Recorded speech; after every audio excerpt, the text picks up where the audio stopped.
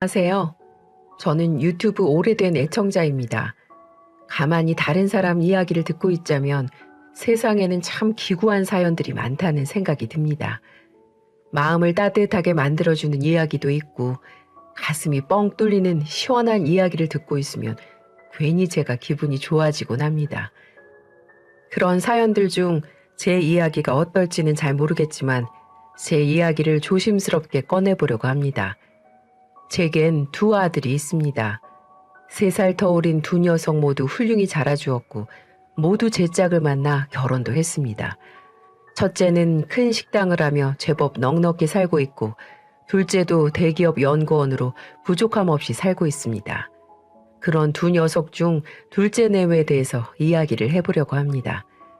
둘째가 결혼할 사람이라며 처음 며느리를 데리고 왔을 때가 생각이 나는군요. 자기보다 2살 연상인 여자를 친구 소개로 만났다고 하더군요. 처음 그 아이를 본 첫인상은 참 별로였습니다. 왜 그렇게 보았냐고요? 표정엔 웃음기 하나 없이 굳어있고 말투도 딱딱했고 묻는 말에도 단답형으로 대답하는데 당연히 첫인상이 좋을 리가 없지요. 제 나이 70을 향해 가는데 어른이 돼서 예비 며느리를 고깝게만 보았겠습니까?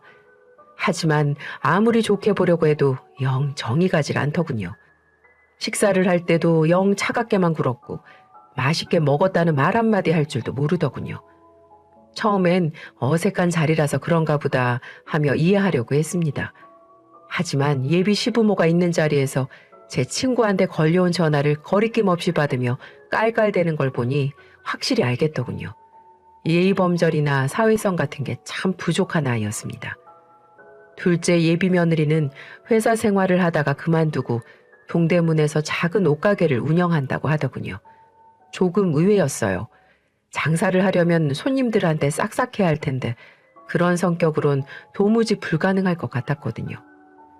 그렇대도 아들이 좋다고 데리고 온 여자인데 마냥 나쁜 점수만 줄 수 있을까요? 얼굴이 어여쁘고 세련됐다며 참 고운 아이라고 말을 해주었죠. 둘째 놈은 철없게도 해죽 웃더군요.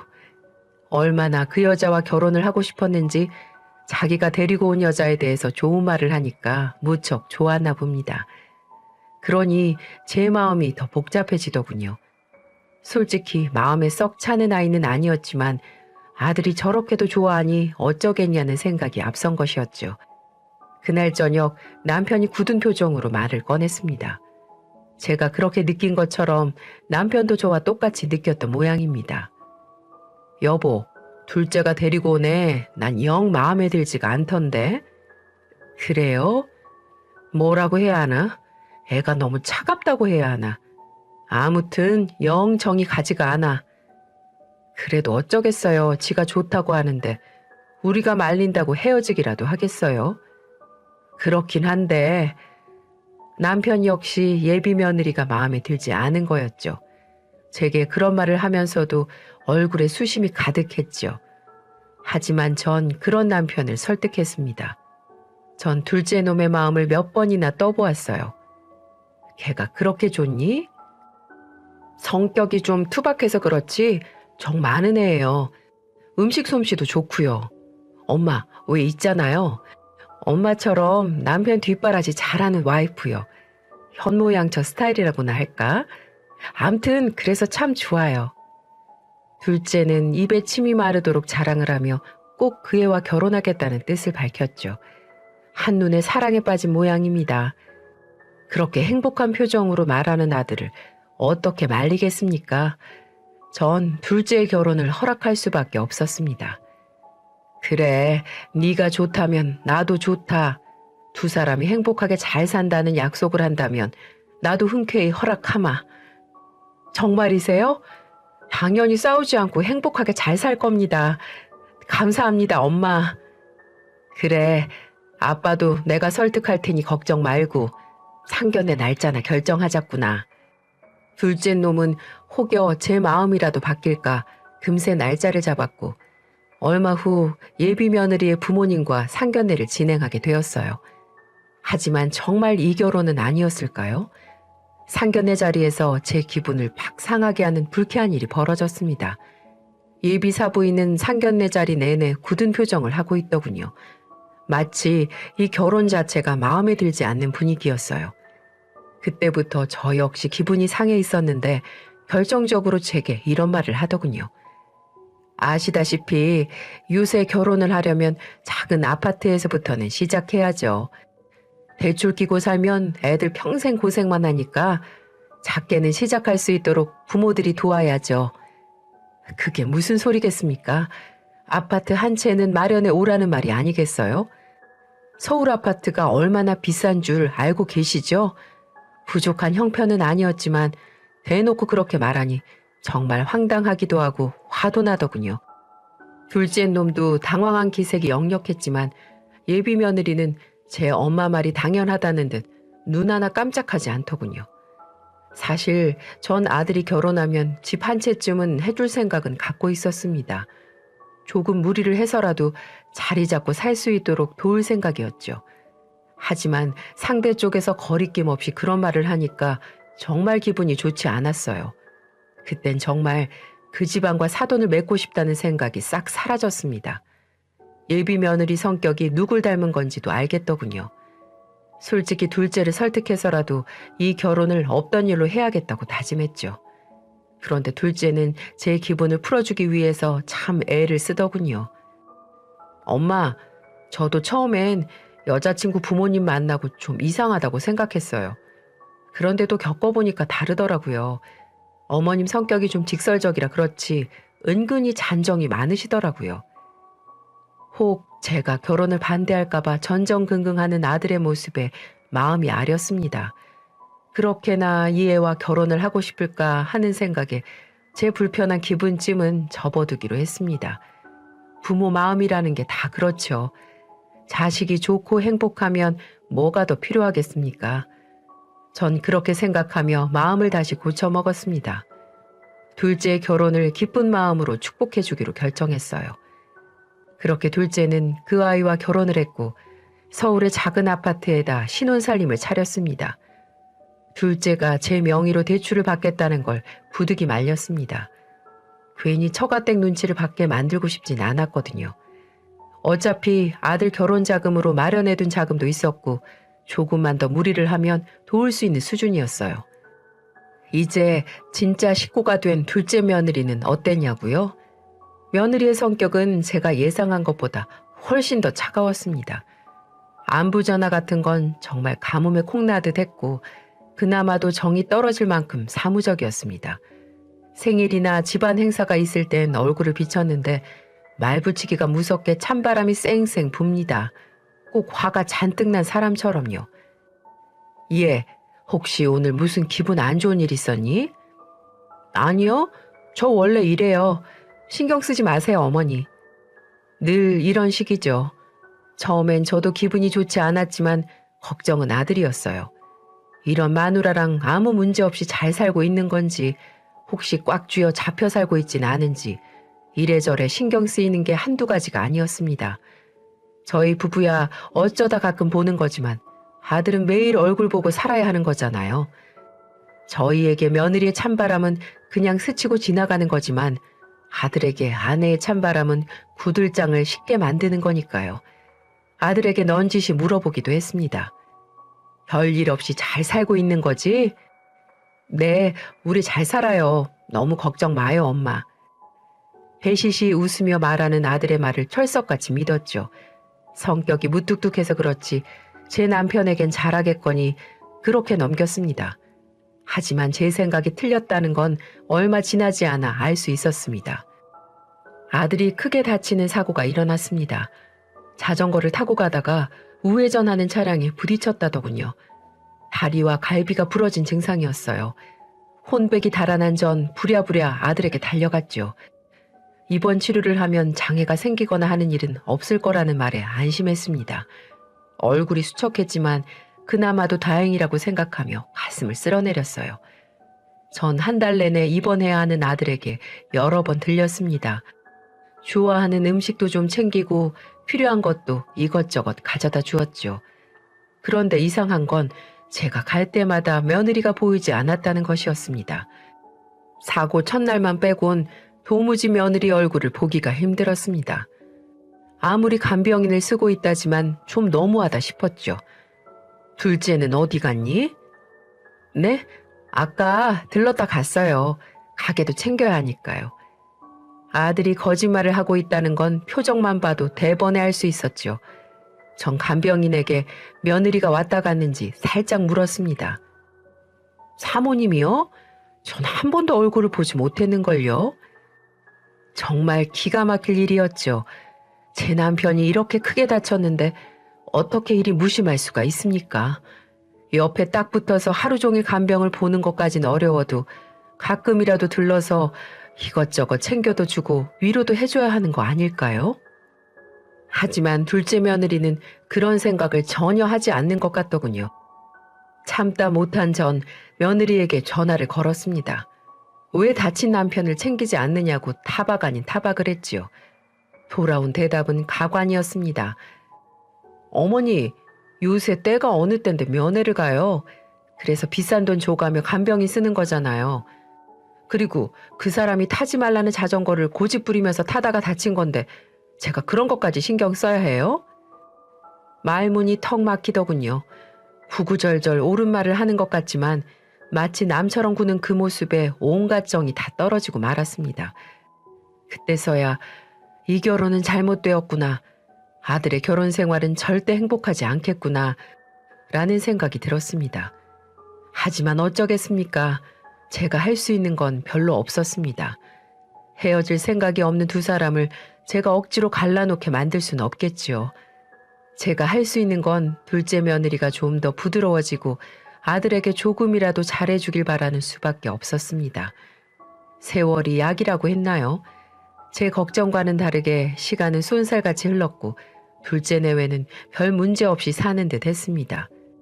그 속사정이야 잘 모르지만 시끄러운 일이 없으니 잘 살고 있을 거라고 믿는 것이죠. 그러다 제 귀에도 아주 좋은 소식이 들렸습니다. 임신 중이었던 며느리가 순산을 했고 제게 손녀를 안겼다는 것이었죠. 둘째가 결혼을 한 이후 가장 기쁜 날이었습니다. 며느리가 몸을 풀고 한참 뒤에야 귀여운 손녀딸을 볼 수 있었어요. 첫째 내외는 자식이 없었으니 제겐 첫손주인 셈이었죠. 그 감격스러움은 이루 말할 수 없을 정도였습니다.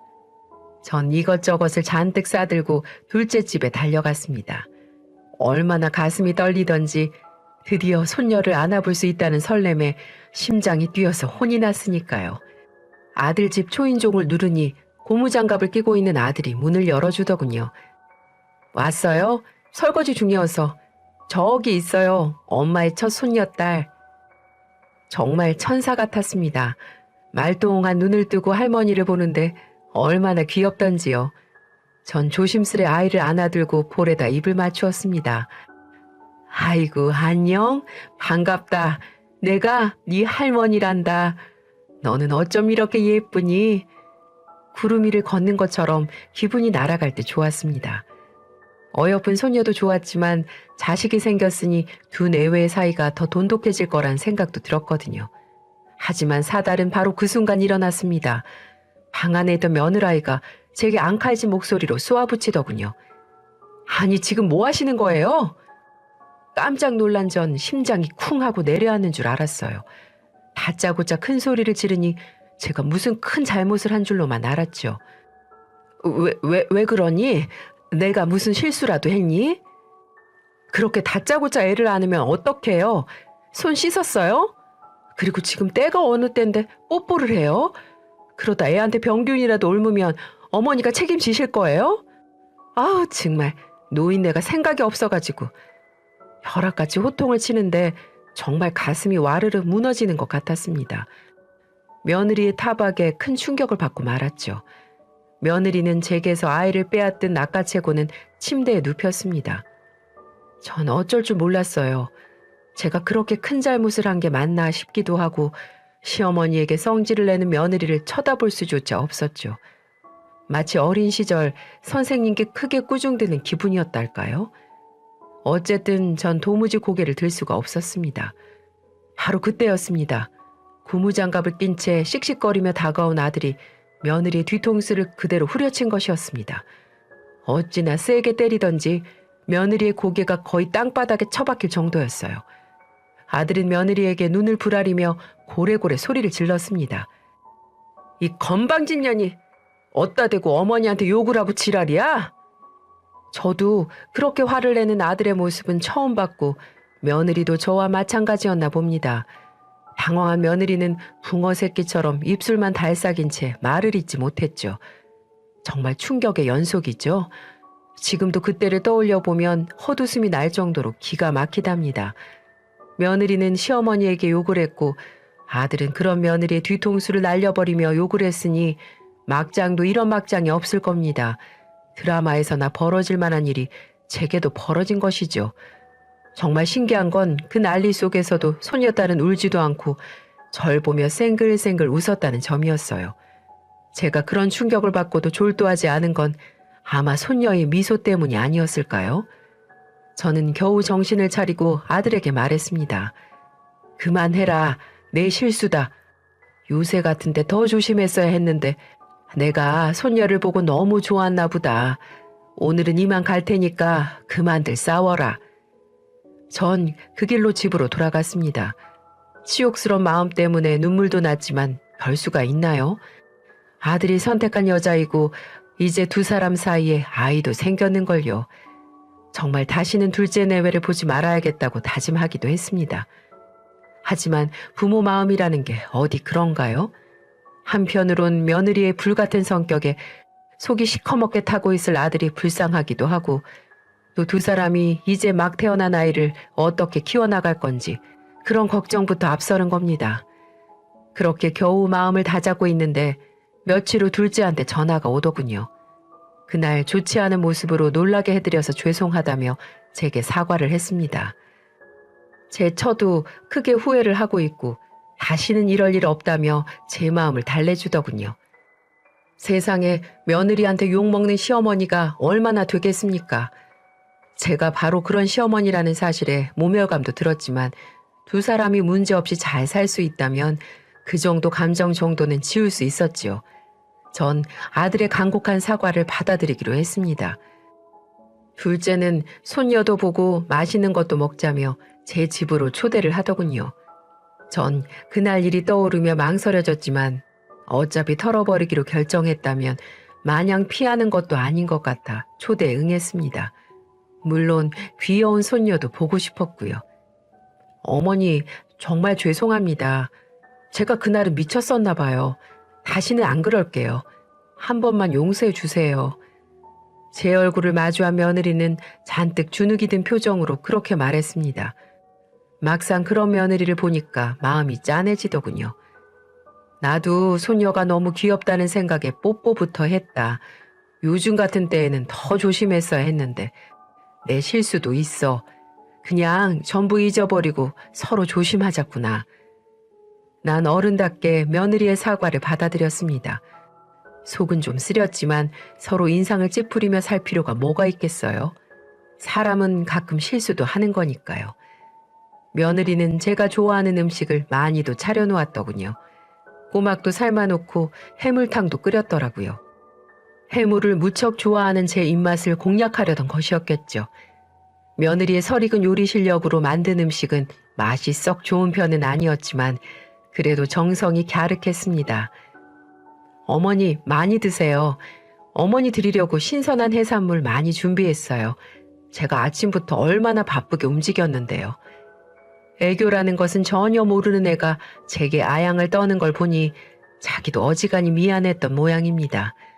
며느리는 살살 눈웃음을 치며 이것저것 권하더군요. 그 모습에 마음속 깊이 담아두었던 불편한 감정이 전부 녹아버렸습니다. 그래, 애썼다. 잘 먹으마. 전 못 이기는 척 며느리의 사과를 받아들였고 애써 준비한 음식도 맛있게 먹었습니다. 그렇게 지난 불미스러운 사건은 모두 잊히는 듯 했죠. 하지만 누구도 예상하지 못한 사건이 또 벌어지고 말았습니다.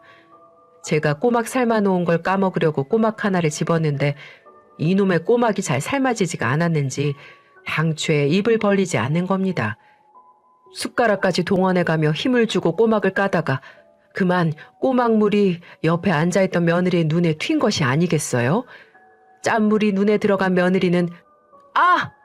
라는 소리와 함께 절 흘겨보더군요. 그리고는 젓가락을 탁 하고 내려놓더니 욕설과 함께 밥상을 와락 뒤엎어버리는 것이었습니다. 와장창 소리와 함께 집안은 난장판이 되어버렸고 화를 이기지 못한 며느리는 깍 소리를 지르며 방으로 들어가 버리는 것이었어요. 정말 어처구니가 없더군요. 제가 얼마나 복이 없으면 이런 말도 안 되는 일을 2번씩이나 당하는 걸까요? 둘째 놈의 얼굴은 사색이 되어버렸죠. 아들도 크게 놀라 입을 다물지 못했습니다. 제 엄마 마음을 풀어주기 위한 자리였는데 며느리가 또 이런 일을 벌려버렸으니까요. 솔직히 저도 너무나 놀라서 말도 나오지 않더군요. 도대체 며느리가 왜 저러는지 제 머리로는 도무지 이해가 되지 않았습니다. 아들과 며느리 사이에는 또 고성이 오갔고 제 속도 상할 대로 상해서 더 이상 그 자리에 있을 수가 없었습니다. 전 아들이 말릴 새도 없이 말 없이 그 집을 나섰어요. 처음부터 이 결혼을 말리지 못한 걸 얼마나 후회했는지 돌아오는 길 내내 얼마나 눈물을 흘렸는지 모르겠습니다. 무슨 부귀영화를 누리려고 이러는가 싶기도 하며 인생이 참 덧없다는 생각까지 들더군요. 다음 날 아들한테 전화가 왔습니다. 엄마, 죄송해요. 이제 나 갈라서려고요. 이젠 정말 한계예요. 죄송해요. 아들의 설명은 이랬습니다. 아내의 칼 같은 성격과 욱하는 성미는 알고 있었지만 몇 년 전부터 그런 성격이 더욱 심해지더라는 것이었어요. 툭 하면 욱하는 것도 다반사고 마음에 들지 않는 일이 생기면 소리를 지르거나 물건을 던지기 일쑤라는 거죠. 또 어떤 때는 하루 종일 방 안에만 틀어박혀 울기도 한답니다. 지금까진 아내를 사랑하는 마음 때문에 참고 견뎠지만 이젠 스트레스 때문에 도저히 살 수가 없다는 거였죠. 지난번 저에게 욕을 했던 일을 계기로 갈라서자는 말을 했다는 겁니다. 하지만 며느리는 아들의 이혼 요구를 절대 받아들일 수 없다며 다 자기가 잘못했다는 말과 함께 싹싹 빌더라는 것이었습니다. 전 아들의 그 말에 뭔가 짚히는 것이 있었죠. 지금까지 겪어온 며느리의 행동을 곰곰이 생각해 보았어요. 성격이 모나고 투박하긴 해도 용돈을 넣은 봉투를 슬며시 놓고 갈 정도로 따뜻한 구석이 있는 아이였습니다. 또 어머님이랑 잘 어울릴 것 같다며 무심히 사온 옷을 건네기도 했고요. 원래 천성이 나쁜 아이는 아닌데 가끔 제 의지와는 다르게 행동을 한다는 느낌이 강하게 들었습니다. 그러니까 마음과는 다르게 자신의 성격을 자신이 주체하지 못한다는 느낌이 든다랄까요? 문득 며느리의 행동이 단순히 성격 문제만은 아닐 거라는 생각이 들었습니다. 전 아들에게 이렇게 말했어요. 그래, 네 인생이니 선택도 네가 하는 거다. 이혼을 하겠다면 말리지는 않으마. 하지만 이제 막 태어난 아이를 위해서라도 기회를 다시 주는 것도 나쁘지 않을 것 같다. 아들은 제 말에 한참이나 고민을 하는 것 같았습니다. 그리고 좀 더 생각해 보겠다며 전화를 끊었지요. 그리고 얼마 후 아들 내외는 절 찾아왔습니다. 며느리는 잔뜩 풀이 죽은 모습으로 제게 말하더군요. 어머니, 죄송해요. 저도 제가 자꾸 왜 이러는 줄 모르겠어요. 제가 뭐에 쓰였나 봐요. 원래 감정 조절이 잘 안 되긴 하는데 요새는 더 그래요. 이 사람은 어머니한테 용서를 받지 않으면 무조건 이혼할 거래요. 어머니, 저 이 사람이랑 절대 이혼하고 싶지 않아요. 그러니까 딱 한 번만 더 용서해 주세요. 그래, 알았다. 네가 잘못을 뉘우친다니 용서하마. 그런데 한 가지 조건이 있어. 조건이요? 그래, 나와 함께 어디 좀 다녀와야겠다. 그 약속만 지키면 네 사과를 받아주마. 정말이세요? 네, 말씀만 하세요. 어디든 따라갈게요. 며느리는 반색한 얼굴로 고개를 끄덕였어요. 제가 어디를 데려갈지도 모르면서도 말이죠. 제가 그 아이를 어디로 데려갔는지 여러분들도 궁금하시죠? 전 약속한 날짜에 며느리와 단둘이 제가 미리 예약을 해둔 곳으로 갔습니다. 어머니, 여긴... 며느리 안색이 하얗게 질리더군요. 제가 아이를 데리고 간 곳은 유명한 신경정신과 교수가 계신 병원이었습니다. 어머니, 혹시 제가 미친 거라고 생각하시는 거예요? 미친 게 아니라 진단을 받아보자는 거다. 감정을 잘 다스리지도 못하고 분노를 조절하지 못하는 것도 질병이야. 전 며느리에게 굳은 표정으로 말했습니다. 사실 일부러 더 그렇게 말한 겁니다. 단호하게 굴지 않으면 며느리가 절대 진료를 받지 않을 거라고 생각했거든요. 며느리는 어깨를 들썩일 정도로 거칠게 숨을 몰아쉬더군요. 솔직히 또 버럭 화를 낼까봐 두려웠지만 전 더 냉정하게 굴었습니다. 싫으면 돌아가도 된다. 하지만 난 다시는 널 절대 보지 않을 거야. 네 남편도 마찬가지고. 넌 이제 우리와 남남이 되는 거다. 네가 하고 싶은 대로 해라. 말리지 않으마. 며느리는 심하게 갈등했습니다. 병원 입구를 몇 번이나 들락날락했는지 모르겠어요. 저도 조급했습니다. 사실 애를 이곳에 데리고 온 것도 마지막 지푸라기라도 잡아보자는 심정이었죠. 감정 기복이 심하고 자신의 마음을 다스리는데 능숙하지 못하다는 건 뭔가 문제가 있을 거란 생각을 한 겁니다. 결국 한참이 지나고 나서야 며느리는 제 손을 꼭 붙들더군요. 알겠어요. 여태껏 어머니 말씀 들어본 적이 없으니까 이번에는 따라 볼게요. 그래, 잘 생각했다. 며느리도 큰 결심을 한 것이었죠. 그래서 고마웠습니다. 전 며느리 손을 따뜻하게 맞잡았어요. 그리고 우리 두 사람은 정신과 교수를 만나 진료를 볼 수 있었습니다. 저도 정신과 선생님은 처음 만나보았는데 정말 따뜻하고 온화하시더군요. 사람을 편안하게 만들어주며 며느리의 말 한마디 한마디에 귀를 기울여 들어주셨습니다. 처음엔 진료를 그렇게 꺼려하던 애가 선생님께 본물 터지듯 말을 쏟아내더군요. 펑펑 눈물까지 쏟아내며 말이죠. 선생님은 미소를 잃지 않고 며느리의 말을 끝까지 들어주셨어요. 그리고 이런 진단을 내리시더군요. 성인 ADHD 증상이 보여집니다. 사실 성인 ADHD는 질병 인지율이 크게 떨어져요. 성인이 되면 사회 속에서 ADHD 증상이 나타나게 되는데 사람들은 얼핏 성격 문제로 치부하고 말죠. 하지만 이는 틀림없이 질병이에요. 충동성도 높아서 분노 조절 장애처럼 욱하는 양상을 보이기도 하죠. 부부관계가 원만치 않고 사회활동도 어려워요. 또 산후 우울증도 겹친 것 같네요. 빨리 치료를 하는 게 여러모로 좋겠습니다. 정말 망치로 머리를 한 대 맞은 기분이었습니다. 며느리의 욱하는 행동이 성격 때문이 아니라 질병 때문이었다니요. 며느리 본인도 이 놀라운 사실을 믿기 힘들어하는 것 같았습니다. 성인 ADHD요? 선생님, 그럼 치료하면 나을 수는 있는 거예요? 당연하죠. 약물 치료와 행동 치료를 병행하면 어렵지 않게 호전될 수 있습니다. 그러니까 정말 잘 오신 거예요. 아무 걱정 말고 저를 믿으세요. 참 기가 막히고도 허무한 일이었습니다. 결혼을 하고 몇 년 동안이나 속을 끓였을 아들 생각이 먼저 나더군요. 진작 병원에 와서 진료를 받았다면 그 난리를 겪지 않아도 됐을 텐데 말이죠. 자신의 성격과 행동이 바뀔 수 있다는 말에 희망을 가진 며느리는 선생님께 도파민 분비를 조절하는 약을 처방받았습니다. 그리고 몇 가지 행동치료 방법도 교육을 받았죠. 선생님이 처방해준 행동치료는 어떤 일을 하기 전과 후에 항상 플래너에다 기록을 하며 시간 계획을 가지라는 간단한 것이었죠. 그렇게 저와 함께 진료와 처방을 받은 며느리는 어떻게 되었는지 궁금하시죠? 정말 놀라울 정도로 호전됐습니다. 단 한 번도 보지 못한 며느리가 웃는 모습을 요샌 자주 보고 있고요. 아들과 며느리 사이도 다시 좋아져서 아들 또한 웃음꽃이 피었습니다. 전 둘째 내외를 위해 손녀딸 육아를 적극적으로 돕고 있어요. 몸은 좀 고되지만 어여쁜 손녀를 자주 볼 수 있어서 좋고 훨씬 부드러워진 며느리를 만날 수 있어서 좋죠. 어머니 오셨어요? 머리 하셨어요? 와, 정말 예뻐요. 그러니 4만 원 주고 한 파마인데 나쁘지 않지? 정말요? 우와, 4만 원 치고는 너무 잘했는데요? 그 미용실 어디예요? 저도 한번 가볼래요. 그래?